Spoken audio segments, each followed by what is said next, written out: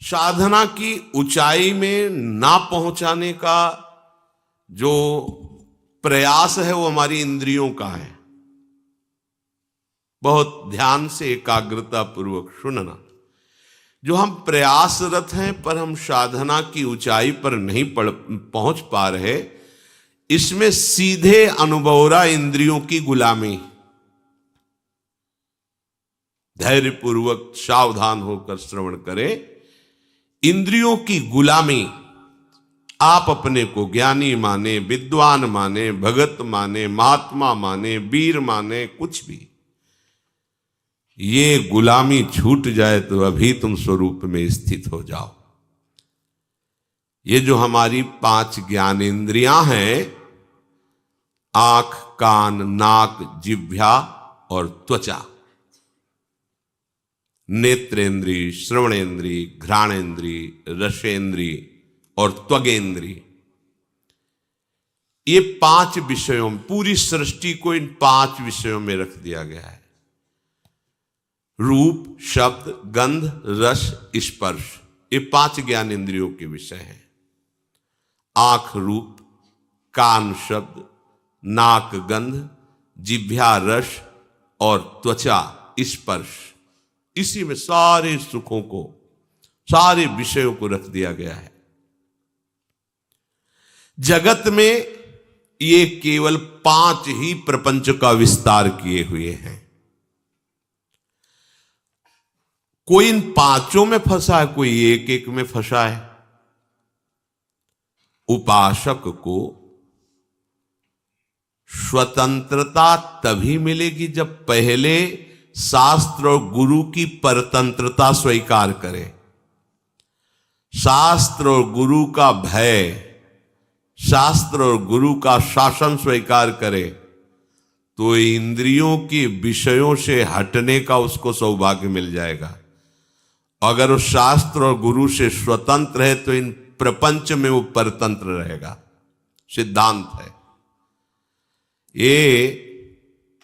आजकल सबकी यही मांग है कि मैं किसी के अधीन नहीं, मेरा जीवन स्वतंत्र, मैं जो चाहूं वो कर सकता हूं। स्वतंत्र का हो, इंद्रियों के गुलाम हो, मन के गुलाम हो, विषयों के गुलाम हो। तुम विषयों को नहीं भोग रहे, विषय तुम्हें भोग रहे। विषय तुम्हारे अधीन नहीं, तुम विषयों के अधीन हो, विवेकहीन हो, इसलिए तुम समझ नहीं पा रहे हो। इंद्रियों की, विषयों की, मन की गुलामी को तुम स्वतंत्रता समझते हो। आजकल यही स्वतंत्रता मानी जाती कि जो मैं चाहूं भोगूं, जो मैं चाहूं देखूं, जो मैं चाहूं करूं, तुम मुझ पर अंकुश नहीं लगा सकते हो क्योंकि मेरा जीवन स्वतंत्र है। वाह, कैसी स्वतंत्रता! तुम समझ नहीं पा रहे हो स्वतंत्रता का स्वरूप क्या होता है। सब तुम्हारे अधीन हो, तुम किसी के अधीन नहीं। ये तो कोई महात्मा होता है, ये तो कोई पहुंचा हुआ सिद्ध होता है, और तुम अपने को स्वतंत्र समझ रहे हो। इंद्रियों के विषयों की गुलामी करते हो, मन की गुलामी करते हो, शरीर की गुलामी करते हो और अपने को स्वतंत्र समझते हो। कहते हो हम स्वतंत्र हैं, जो चाहेंगे करेंगे। अरे जो चाहेंगे करेंगे तुम नहीं, ये इंद्रियां जो चाहेंगी तुमसे करवा लेंगी। मन जो चाहता है वो तुमसे करवा लेता है। तुम गुलाम हो कि स्वतंत्र? देखो ना, जो सद्गुरु और शास्त्र की अधीनता स्वीकार करता है वो स्वतंत्रता की तरफ बढ़ता है। जो मन और इंद्रियों की स्वीकार करता है वृत्ति, वो गुलामी है। चाहे जितना बड़ा वीर हो, बाहर विजय प्राप्त करने के लिए दौड़ता रहता है, पर इंद्रियों पर विजय, मन पर विजय तो कोई गुरु कृपा पात्र ही कर पाता है। मनुष्य शास्त्र की बात, संत की बात, महात्मा की बात, ग्रंथ की बात, आचार्य की बात को कहता मैं क्यों मानूं, मैं तो स्वतंत्र हूं। वाह, क्या स्वतंत्रता है! वो कह रहा है मैं स्वतंत्र हूं, घोषणा करता है मैं जो चाहूं कर सकता हूं। जरा धैर्यपूर्वक सोचो, तुम गुलाम हो कि स्वतंत्र हो? गुलाम हो तुम, स्वतंत्र नहीं हो। जब ये इंद्रियां तुम्हारे अधीन होंगी, मन तुम्हारे अधीन होगा, तुम विश्व के किसी भी विषय से प्रभावित नहीं होगे, तब तुम स्वतंत्रता की तरफ बढ़ रहे हो। पराजित होकर घुटने टेक देने वाले को गुलाम कहते, स्वतंत्र नहीं कहते। तो ये विषय, इंद्रिय, मन, इनके गुलाम हो और भगवदानंद की अनुभूति करना चाहते हो, पहले इनकी गुलामी से हटो। भगवान शंकराचार्य जी से प्रश्न किया गया कि जगत को किसने जीता? जीतम जगत के न। ज्ञान समुद्र है, बड़े बड़े विद्वानों को एक क्षण में मौन करा देने वाले महापुरुष। प्रश्न हुआ, जीतम जगत के न, किसने संसार को जीता? कौन स्वतंत्र और विजयी माना जाएगा? उत्तर हुआ, मनो ही एनो। जिसने 5 ज्ञानेंद्रियों सहित मन को जीत लिया, उसने जगत को जीत लिया, संसार को जीत लिया, त्रिभुवन को जीत लिया। बड़े बड़े वीरों को परास्त करने वाला, बड़े बड़े देशों पर विजय प्राप्त कर लेने वाला, वो विजयी नहीं कहा जाता। विजयी वो है जो विषयों के आकर्षण को, इंद्रियों को, मन को जीत लिया, उसे कहा जाता है विजयी। मामूली सा एक छोटा विषय इंद्रिय का तुम्हें अधीन करके पतन करवा देता, तुम्हारी दुर्दशा कर देता। तुम अपने को वीर समझते हो, स्वतंत्र समझते हो। अरे तुम ये नहीं समझ रहे कि कितनी बड़ी तुम्हारी गुलामी हो रही इंद्रियों की। वो जैसा चाह रही वैसा करवा रही है। तुम घोषणा करते हो मैं वीर हूं, मैं उपासक हूं, मैं विजयी हूं, संसार त्यागी हूं। देखो ना,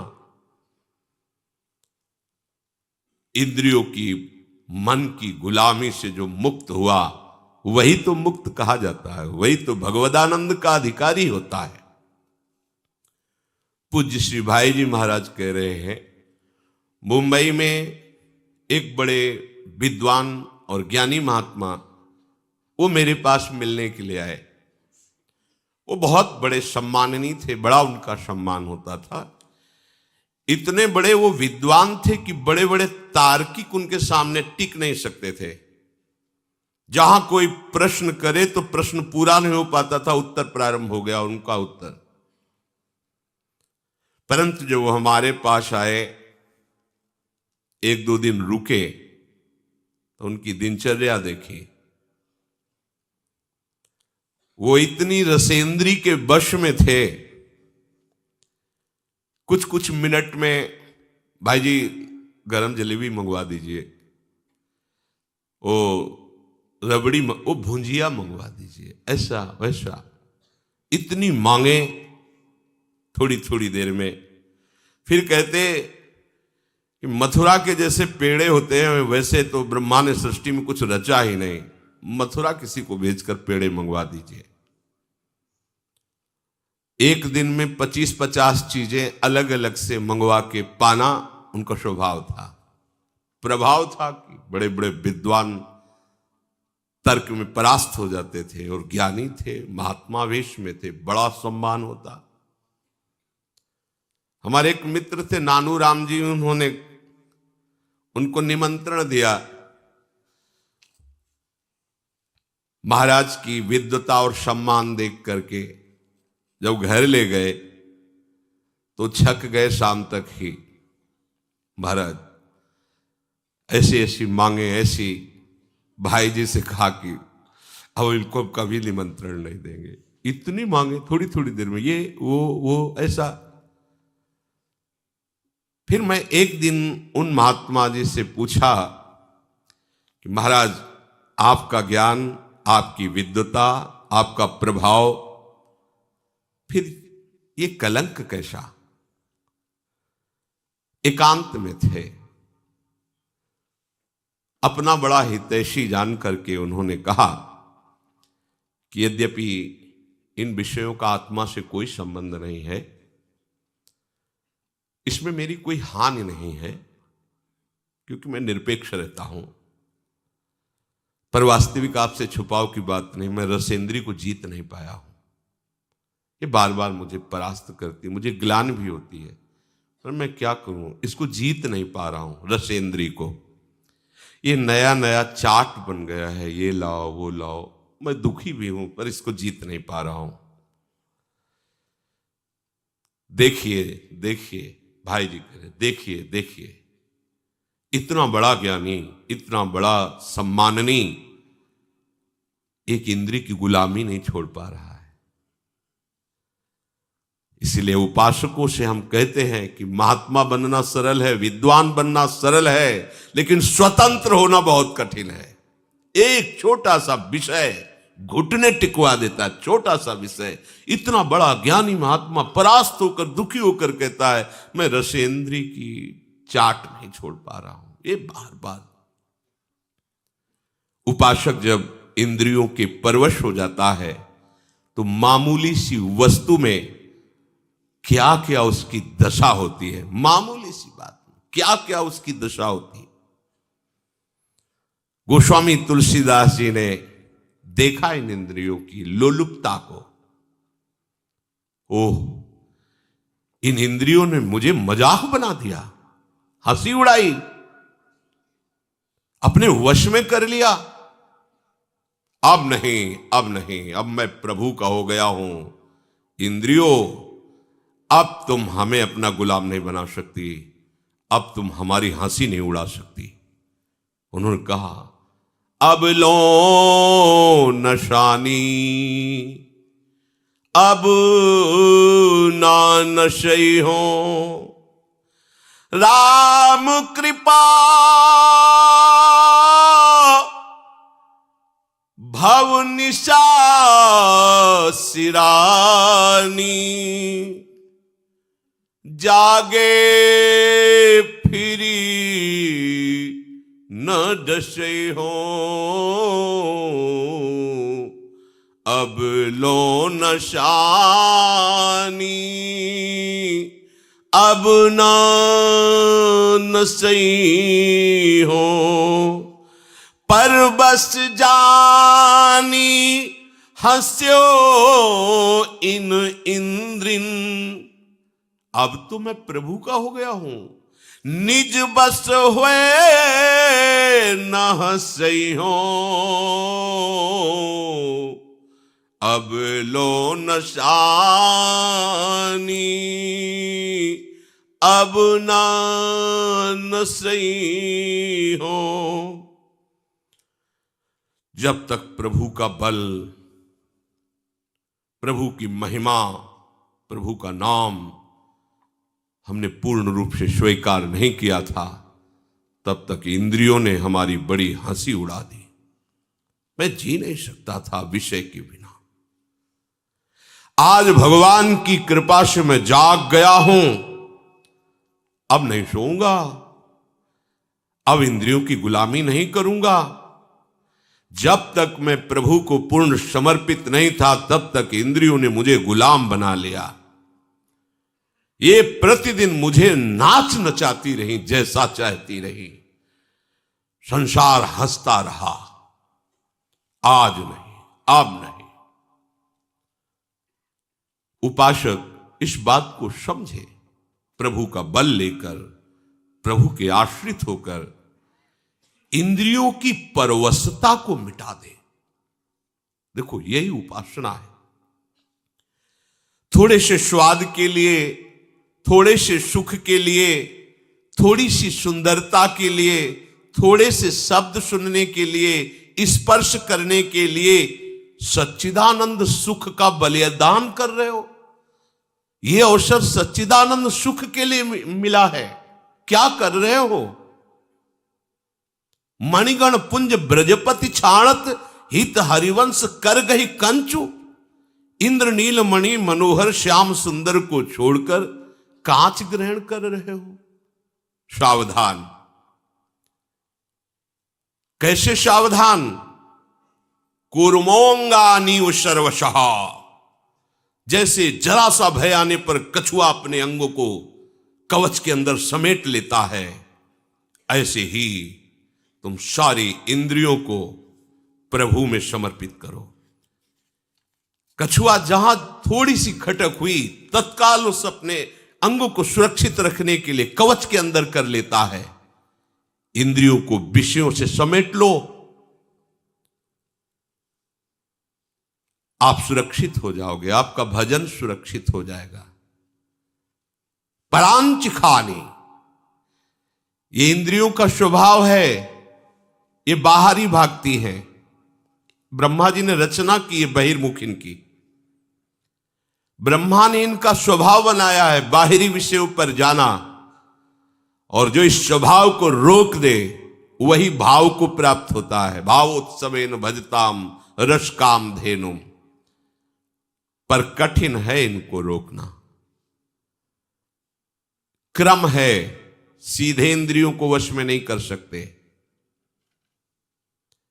यदि मन बुद्धि के वश में हो जाए तो फिर मन इंद्रियों को वश में कर सकता है।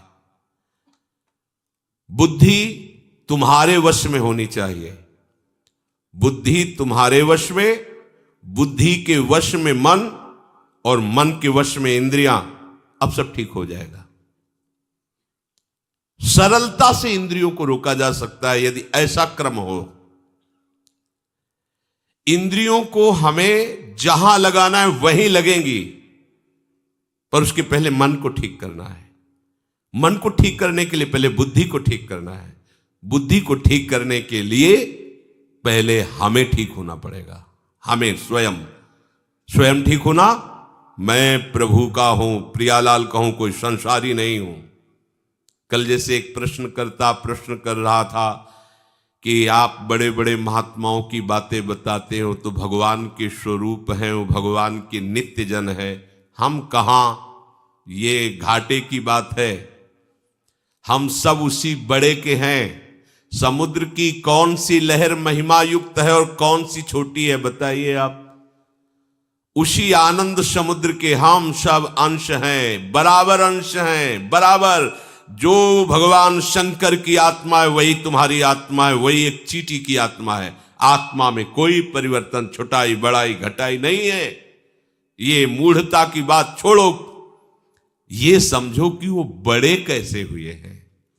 बड़े का संपूर्णतः आश्रय ले लिया, सबसे बड़े प्रभु हैं, और उन्होंने प्रभु के नाम का आश्रय ले लिया, रूप का आश्रय ले लिया, जगत का आश्रय छोड़ दिया, तो वो बहुत बड़े हो गए। तुम छोटे क्यों हो रहे हो? क्योंकि तुमने छोटे का आश्रय ले लिया। ये जगत के नाम रूप, जगत के विषय, भोग, अनुकूलता, प्रतिकूलता, ये सब छोटी बात है। इसीलिए तुम इतने हे भाव से युक्त हो गए हो। हम कहां? नहीं, तुम उसी तत्व से स्थित हो, तुम उसी से बने हुए हो, तुम और कोई नहीं हो। पहले स्वीकार करो मैं प्रियालाल का हूं, क्योंकि बुद्धि शुद्ध करने के लिए सबसे पहले यह स्वीकृति आवश्यक है। मैं संसार का नहीं हूं, मैं रिश्ते नातों का नहीं हूं, मैं शरीर का नहीं हूं, मैं प्रियाजू का हूं, प्रियालाल का हूं। ये सब इंद्रियां हमारी बहुत सहायक हो जाएंगी यदि आप इस सूत्र को समझ लें। आप इंद्रिय विजयी हो जाएंगे अगर ये सिद्धांत समझ लीजिए। ध्यान से समझना। देखो, घोड़े रथ में जुते हुए हैं, रथ को खींचकर लक्ष्य पर पहुंचाना घोड़ों का ही काम है। रथ में घोड़े हैं, उनमें बहुत पावर है। ये बहुत अच्छी बात है, क्योंकि मार्ग तय करने के लिए मरे हुए घोड़े नहीं चाहिए, पावरफुल चाहिए। परंतु अच्छे मार्ग पे चलाना और बुरे मार्ग पे चलाना, यह सारथी के अधीन बात है। घोड़ों को उनकी इच्छा पर छोड़ दोगे तो मार्ग से वो भटक जाएंगे। घोड़ों को सही दिशा पे चलाने के लिए लगाम होती है, लगाम के अनुसार, और लगाम होती है सारथी के हाथ में, और रथी का पूरा जीवन सारथी के हाथ में है। वो चाहे तो गड्ढे में ले जाकर के पूरा का पूरा चौपट कर दे, मरे रथी सहित। बुरा रास्ता या अच्छा रास्ता ये रथी के ऊपर होता नहीं है, ये सारथी के ऊपर होता है। सारथी को ठीक रखना है।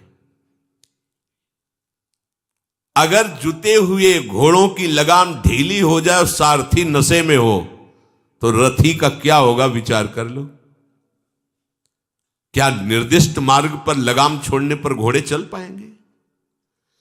सारथी मद से मतवाला हो रहा है, क्या उसको पता है कि उसका लक्ष्य क्या है?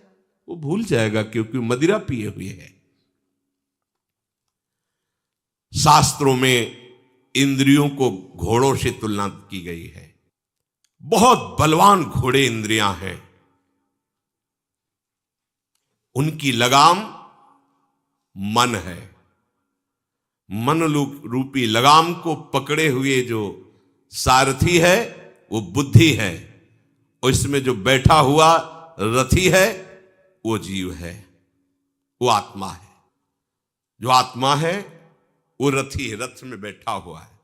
विद्धि शरीर रथ में तू, ये शरीर रथ है, आत्मा रथी है, बुद्धि सारथी है, मन लगाम है, इंद्रियां घोड़े हैं। ये शास्त्र कह रहा है। इसी रथ में बैठकर हमें अपने असली घर पर पहुंचना है, प्रभु के पास। ये रथ मिला है यात्रा तय करने के लिए, प्रभु के धाम में पहुंचना है। इसलिए अपनी आत्महत्या मत करो। आत्महत्या, अगर ड्राइवर नशे में है तो पूरा का पूरा गाड़ी चौपट कर देगा, ऐसी जगह भिड़ा देगा, ऐसी जगह गिरा देगा, बिना लक्ष्य के चला देगा। सबसे पहली दवा करनी है रोगी ड्राइवर की, सारथी की।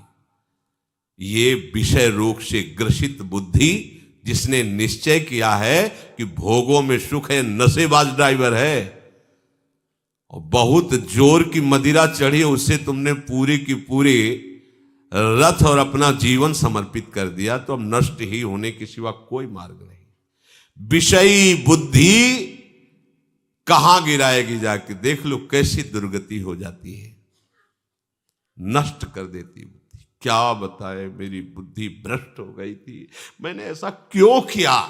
आजीवन जेल, मरने के बाद नरक। एक घटना ने पूरे जीवन को बदल दिया। क्या हुआ? सारथी नशे में हो गया, लगाम ढीली कर दी, घोड़ों ने बलवान है, ऐसी जगह डाल दिया जाके पश्चाताप के सिवा हाथ में कुछ नहीं रहता।